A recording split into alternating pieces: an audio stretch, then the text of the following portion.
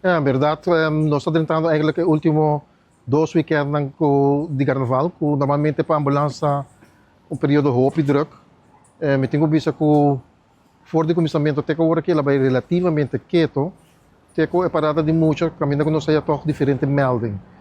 A ambulância onde sempre está preparada para a temporada de carnaval, nós sabemos que tem uma temporada hoop e druk, não somente rond de parada, mas para fora de parada também.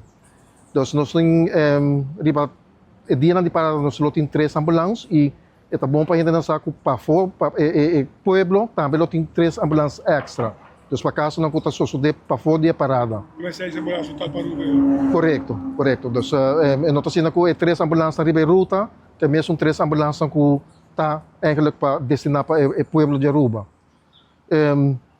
Ja, nós confrontamos com diferentes melding último parada e me tenho visto que nós saco 2 weekends que também binta isso não eigenlijk mais pisar passou diferente atividade traz de outro e riba outro com consumo de álcool é um com mais um rol e aceita turanya aceita bem dilante dus ja é difícil para você não beber permita que turrende me ser bebe de maneira responsável so botinho vai que becas e para evitar que botaiabo de um acidente mirando o local a passar no começo de a quantidade de acidente então é bom para a gente não estar responsável para o bebimento so well é participante não como é visitante não de parada não correto então nós só temos 3 ambulâncias a Ruta nós temos bike team nós temos first responder e nós temos gente de comando câmara de carnaval que está destinado especialmente para atividade de carnaval. Para receber chamada nessa aqui. Correto. Então, no momento que se vou chamar 9 de junho mês, 9 de junho está comunicar com o comando câmara que não com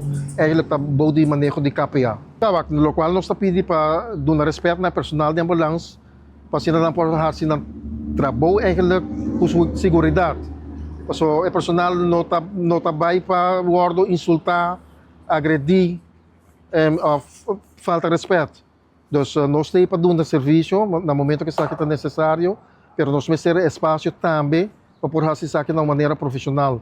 Você evita que não está no seu lugar para falta personal de ambulância respeito, ou insultar, ou agredir. Você evita que junto nós por zorg para o cuidado médico guarda de uma maneira que está na qualquer gente que tem serviço aqui.